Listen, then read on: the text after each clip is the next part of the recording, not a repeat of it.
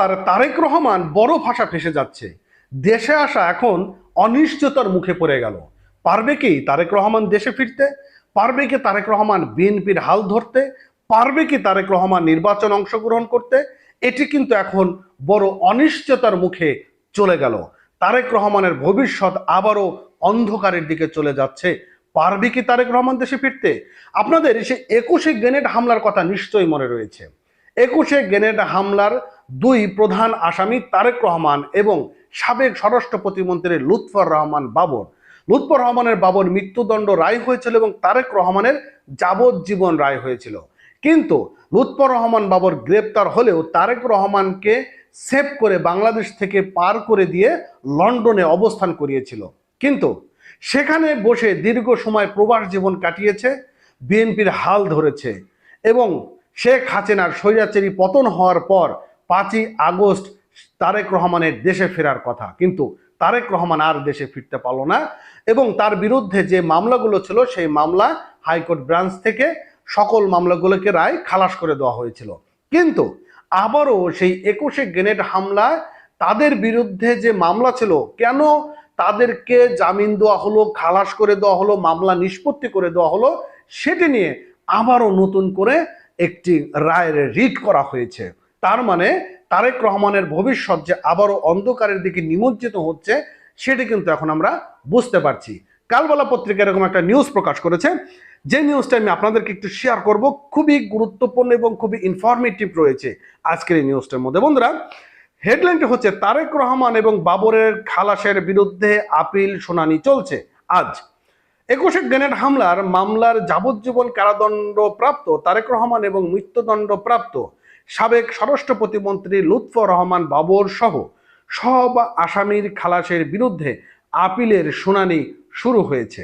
মঙ্গলবার 19 আগস্ট প্রধান বিচারপতি ডক্টর সৈয়দ রেফাত আহমেদের নেতৃত্বে আপিল বিভাগের 6 বিচারপতি বেঞ্চে এই শুনানি শুরু হয়েছে। আর আপিল বিভাগের আইনজীবী অ্যাডভোকেট মাকসুদুল্লাহ ও এটি নিশ্চিত করেছেন।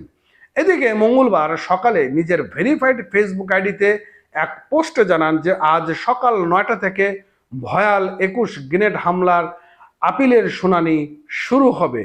দুই মামলার কাগজে মোট 15,477 পাতা এবং দীর্ঘ এবং তথ্যবহুল যুক্তিতর্ক অনুষ্ঠিত হবে। উল্লেখ্য, গত 1 জুন 21শে গ্রেনেড হামলার মামলার যাবজ্জীবন কারাদণ্ড প্রাপ্ত তারেক রহমান এবং মৃত্যুদণ্ড প্রাপ্ত সাবেক স্বরাষ্ট্র প্রতিমন্ত্রী লুৎফর রহমান বাবর সহ সব আসামির খালাসের রায়ের বিরুদ্ধে রাষ্ট্রপক্ষে আপিলের অনুমতি দেন আপিল বিভাগ। বুঝতে পারছেন বিষয়টা? গত 12 জানুয়ারি 21শে গ্রেনেড মামলায় যাবজ্জীবন কারাদণ্ড তারেক রহমান ও মৃত্যুদণ্ড প্রাপ্ত সাবেক স্বরাষ্ট্র প্রতিমন্ত্রী লুৎফর রহমান বাবর সহ সব আসামিকে খালাস দেন হাইকোর্ট এবং বিচারপতি AKM আসাদুজ্জামান ও বিচারপতি সৈয়দ এনায়েত হোসেনের নেতৃত্বে হাইকোর্ট বেঞ্চ বিচারপতি আদালতের রায় বাতিল করে রায়ে বলেন, মামলাটি বিচার প্রক্রিয়া ছিল অবৈধ এবং তা আইনি ভিত্তিক টেকসই নন। আদালতে তা আরো সম্ভাব্য মন্তব্য করে বলেন যে চার্জশিট আইনগত গ্রহণযোগ্যতা ছিল না। এর আগে 2018 সালে 10ই অক্টোবর বিচারপতি আদালত এই রায়ের সাবেক প্রতিমন্ত্রী বাবর, উপমন্ত্রী আব্দুস সালাম পিন্টু সহ 19 জনের মৃত্যুদণ্ড ও 19 জনের যাবজ্জীবন কারাদণ্ড দেন। পরে ওই বছরের 27 নভেম্বর যেটা হয় যে আপনার রায়ের প্রয়োজনীয় নথিপত্র হাইকোর্টের ডেথ রেফারেন্স হিসেবে পৌঁছেছিল। উল্লেখযোগ্য, 2004 সালে 21শে গ্রেনেড হামলায় রাজধানীর বঙ্গবন্ধু এভিনিউ আওয়ামী লীগের সমাবেশে গ্রেনেড হামলা চালানো হয়। এতে আওয়ামী লীগের মহিলা বিষয়ক সম্পাদক আইবি রহমান সহ 14 জন নিহত হয়। শেখ হাসিনা সহ দলটির নেতাকর্মী গুরুতর আহত হন। অনেকে আজও শরীরে গ্রেনেডের স্প্লেন্টার বহন করে কষ্টকর জীবন পার করছেন, কেউ কেউ চিরদিনের জন্য পঙ্গুত্ব বরণ করেছেন। ভয়াবহ যে 21শে গ্রেনেড হামলা হয়েছিল, সেটিতে আবারও তারেক রহমান এবং বাবর ফেঁসে যাচ্ছেন। দেশে ফেরা অনিশ্চিত হয়ে যাচ্ছেন। বিএনপির ভবিষ্যৎ কোন দিকে যাচ্ছেন এখন সেটি এখন বড় দেখার ব্যাপার।